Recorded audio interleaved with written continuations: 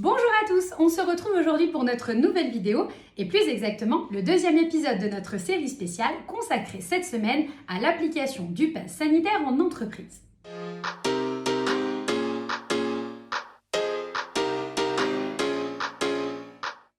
Comme nous vous l'expliquions hier, dans certains lieux et établissements, le pass sanitaire est obligatoire pour les visiteurs à compter du lundi 9 août. Pour les salariés, cette obligation commencera à courir à compter du 30 août 2021 et pour certaines professions à compter du 15 septembre 2021. Pour les employeurs, donc, imaginons que vous vous retrouvez face à un salarié qui n'a pas de pass sanitaire valide à cette date-là. Premier réflexe, vous lui proposez la prise de jours de repos conventionnel ou de congés payés, si c'est possible et s'il en a. Si ce n'est pas possible et s'il n'en a pas, alors dans ces cas-là, vous devez suspendre le contrat de travail du salarié et donc suspendre sa rémunération.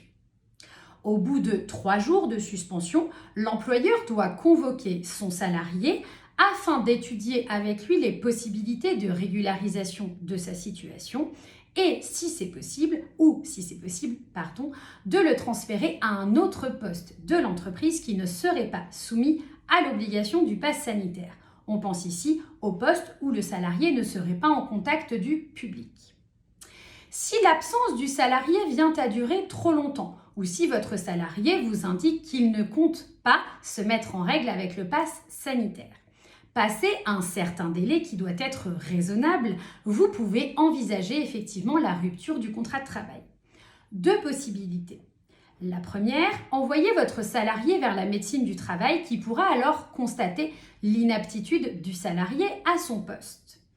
Dans ces cas-là, la procédure sera celle du licenciement pour inaptitude.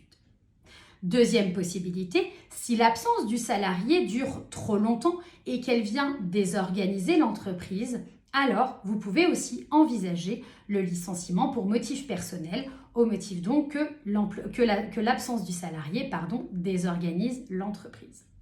Donc, premier réflexe, jour de repos ou congé payé. Deuxième, la suspension du contrat. Troisième, le rendez-vous.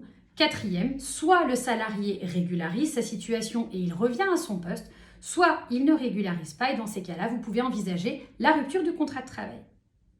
Si vous avez des questions par rapport à toutes ces procédures ou même en tant que salarié que vous vous posez des questions, n'hésitez pas à nous les poser. Nous nous ferons un plaisir d'y répondre dans notre série spéciale.